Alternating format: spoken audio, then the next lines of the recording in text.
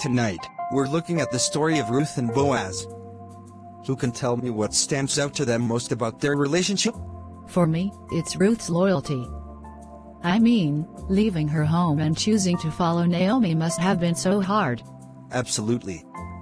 Ruth's loyalty is a powerful example. She didn't just follow Naomi, she chose to trust in Naomi's God. What about you, Emma? What do you think? I love how Boaz noticed Ruth's character. He didn't just see her as a foreigner or a widow. He respected her faith and hard work. Yes! Boaz saw beyond her circumstances. In Ruth 2:12, he says, "May the Lord repay you for what you have done." It shows he valued her heart more than anything else.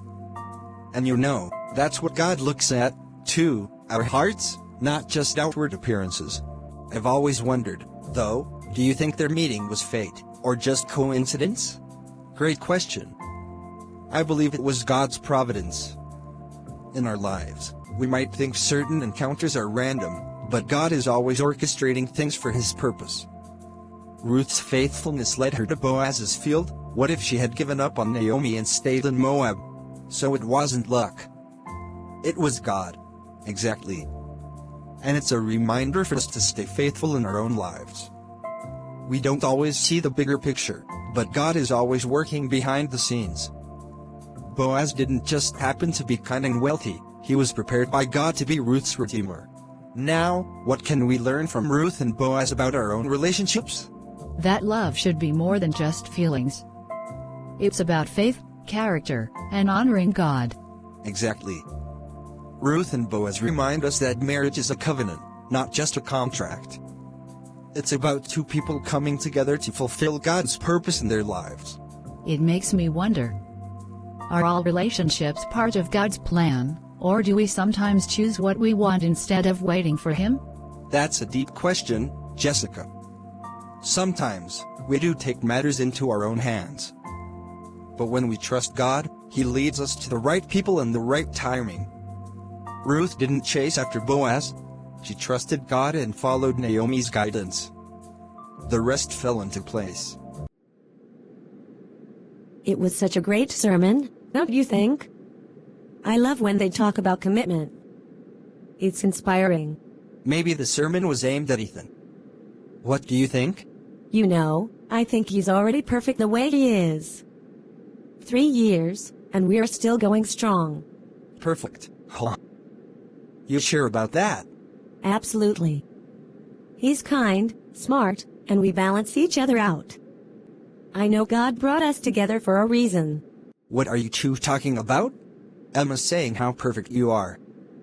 You've got her completely fooled, man. I'll take it. Who doesn't want to be someone's idea of perfection? You could still work on being more romantic, though. Wasn't that sermon beautiful? I loved how the pastor talked about Ruth and Boaz. Their commitment was so inspiring. Yeah, it was all right. Don't you think it's amazing how God brought them together? It makes me think about us and how far we've come. I mean, yeah, we've come far. But why compare us to some ancient couple? Times are different. I thought it was a good reminder of how important it is to commit to the people we love. We're committed, Emma. Isn't 3 years proof enough? It is. But I don't know, sometimes it feels like we are stuck. Like, are we moving forward? Here we go again. Why does everything have to be about moving forward? Can't we just enjoy what we have? I do enjoy it, Ethan. But I want more. I want a future with you. Marriage, a family. Emma, it's not that I'm against marriage. I just think we're fine the way we are right now. Ethan, 3 years isn't right now. I'm not saying we need to plan a wedding tomorrow, but shouldn't we at least be talking about what's next? Why rush into something we're not ready for? Marriage is a big step. It changes things. It's supposed to change things. It's about building a future together, one that honors God and His plan for us. I care about you, Emma. But I don't know if we're ready for something like that. Maybe we're just fine as we are. I don't want to be fine, Ethan. I want to be building something real, something lasting. And if you don't see that with me, maybe you never will. Emma, I don't want to make promises I'm not sure I can keep. It's raining. Let me run into that bookshop.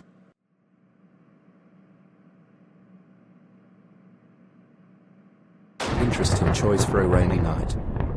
Looking for dating advice? Not exactly. More like trying to stay dry. So it's a coincidence you ended up in the relationships and faith section? Is that what you're reading? The purpose of a soulmate? Well, it's that of faith and commitment over there. You seem committed. Maybe I am. Or maybe I just believe that some things in life happen for a reason. Even things like rainstorms. Let me guess, you're one of those people who believes God has a grand design for everything? Guilty. You don't? I don't know. Sometimes I think if God really is picking soulmates, he's got a strange sense of humor. Oh, there's a story behind that. Let's just say, I'm a bit skeptical. I mean, what's the point of soulmates if we end up heartbroken half the time? Maybe heartbreak's part of it. Could be that God's preparing us for something. Or someone better. That's a nice thought. Do you actually believe that? I do. I think every person we meet brings us closer to who we are meant to be. So maybe soulmate isn't as much about the on as it is about the journey. The purpose of a soulmate, huh? Guess that book title doesn't sound as cheesy anymore. It's a little cheesy, but it gets people thinking. Are you sure you don't want a copy? Maybe if it was called Why God Hasn't Sent Me a Soulmate Yet. Who knows? Maybe he already has. Bold move. Maybe God's got his work cut out for you. I'll take that as a challenge. Looks like my signal to leave. Well, if fate brings you back to the purpose of a soulmate, you know where to find it. I'll keep that in mind. So, I met someone interesting today at the bookstore. Oh yeah. What was so interesting about them? We talked about soulmates and whether God has a plan for who you're supposed to be with. Soulmates? That's just a made-up thing to sell movies and dating apps. You're such a cynic. You don't think there's one person you're meant to be with. You meet someone, you get along, and you make it work. But this whole idea of forever and meant to be? It's just a way to trap people. Trap people? Is that how you see relationships? Not relationships, just marriage. Think about it. What is it, really? A legal contract to tie two people together. And when it doesn't work, who gets hurt the most? The woman. The guy just moves on. Wow. I didn't know you felt that way. It's just reality, Emma. Marriage changes people. It's all sweet at first, then it's arguments about money, kids, who's doing the dishes. Why would I want to sign up for that? Because it's not just about signing up for something. It's about commitment. Building a life with someone. You can build a life without paperwork. People should be together because they want to be, not because they're legally stuck. It's not about the paperwork, Ethan. It's about faith, trust, and honoring a promise. You know, in the Bible, marriage is sacred. There's the Bible again. Look, I'm not saying I don't love you. I'm just saying I don't need a ring or a pastor to prove it. Maybe it's not about proving it. Maybe it's about something bigger. Bigger? Like what? Destiny? Come on, Emma. Life is messy, and love is just part of it. Don't overthink it. Do you trust God's plan for us, Emma? I don't know. What God has joined together, let no one separate.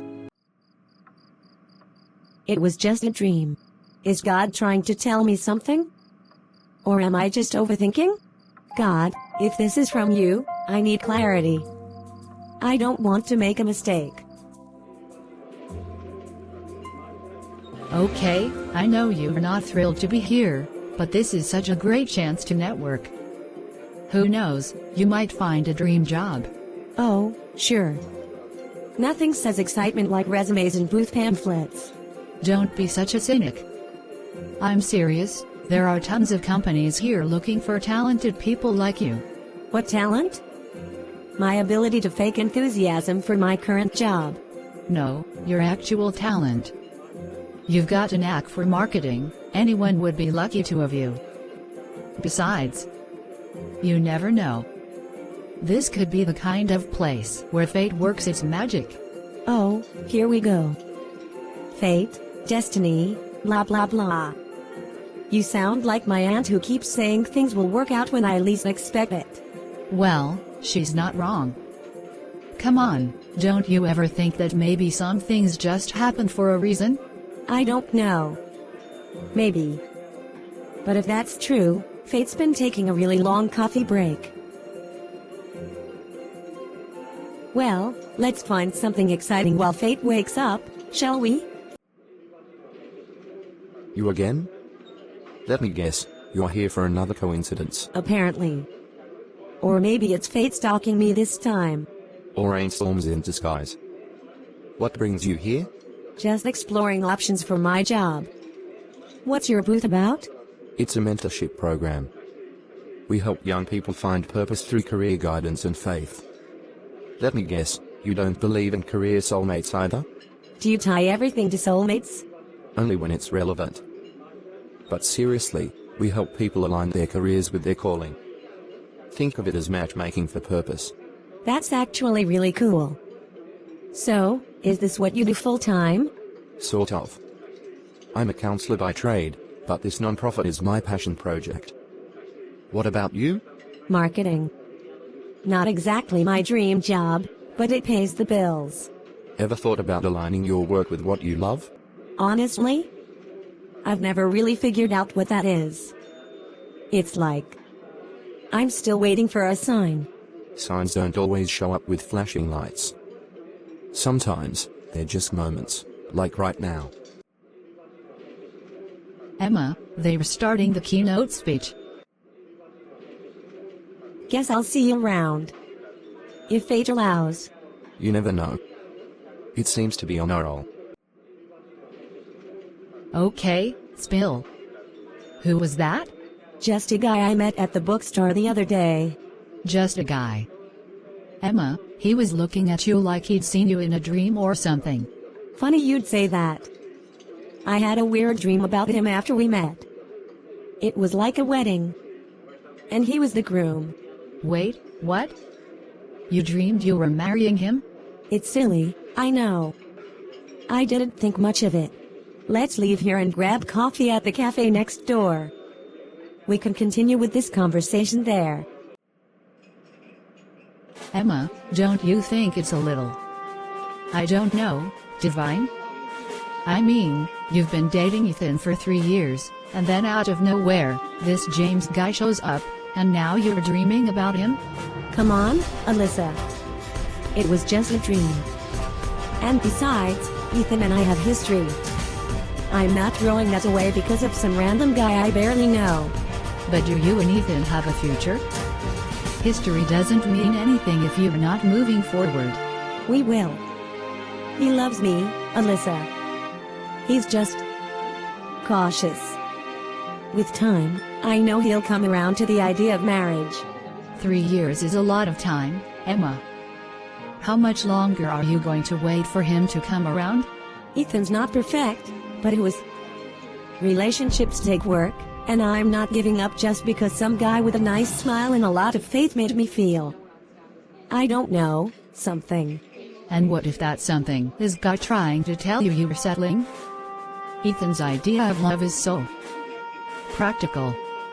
When was the last time he made you feel like the center of his world? It doesn't matter. Ethan and I are solid. And I don't believe in throwing away years of work for some fantasy about fate. I get it, Emma. I do. But maybe think about this, what if it's not about throwing away the past, but about stepping into something better? Just pray about it, okay? I will. But I'm not ready to give up on Ethan. You've been quiet tonight. What's going on? Nothing. Just tired, I guess. You've been tired a lot lately. Is this about what we talked about before? Marriage? Don't want to fight about it again, Ethan. We're not fighting. I'm just saying, why rush? What we have works. Marriage doesn't magically make it better. Who's that? No one. Just someone I met the other time. Met how? Did he give you one of those inspirational talks? Sort of. Emma, good to see you again. Didn't expect to run into you here. Yeah, small world. So, you're the famous James I keep hearing about? That's me. And you are? Her boyfriend. For 3 years. Nice to meet you. So, what's your deal? Going around inspiring women to leave their relationships and find themselves? Is that the mentorship you offer? Ethan, stop. Not at all.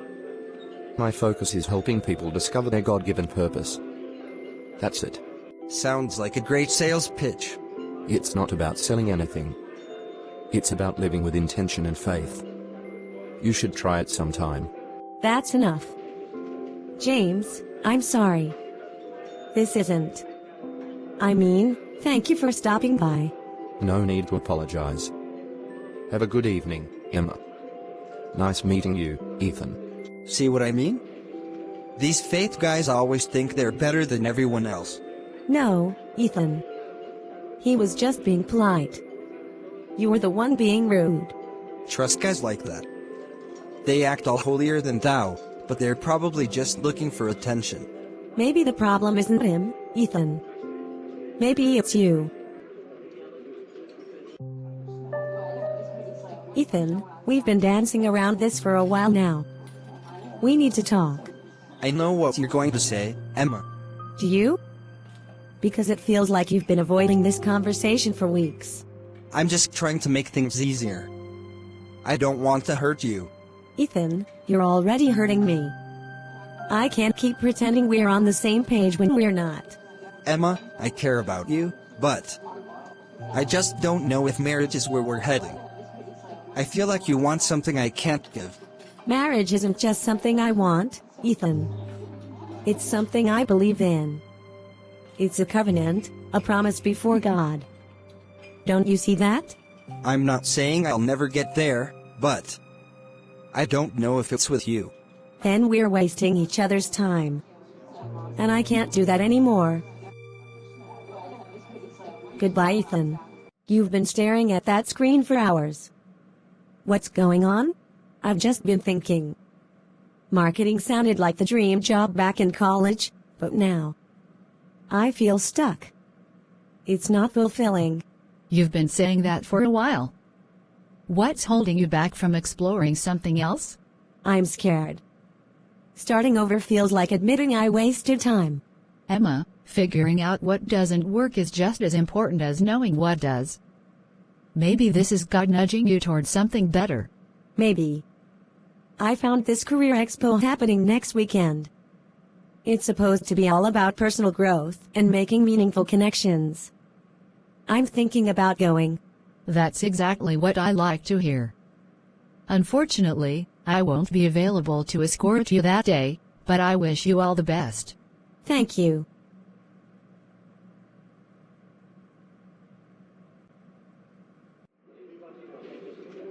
Emma. I didn't expect to see you here. James? What are you doing here? I'm one of the panelists. I didn't know you were interested in this industry. I'm exploring new opportunities. It's been a season of change for me. Good change or bad change? A bit of both. I've had to let go of some things that weren't working. But I think it's for the best. That sounds interesting. We should grab coffee sometime so you can tell me more. Sure, that sounds great. I hope I didn't overwhelm you with all that career talk last time. Not at all. You actually made me rethink a few things about work and about life. That sounds like a lot of pressure. I'll try to be less profound today. I think I can handle it. Here is the book. The Purpose of a Soulmate. Let me guess. Relationships and faith section again? James. What are you doing here? I come here often. Something about this place always calms me down. How about you? I guess I needed a reminder of where it all started. Where it started? This new chapter of my life. Letting go of what wasn't working. Figuring out what I want. And maybe who I want. That sounds like quite the story. I'd love to hear more.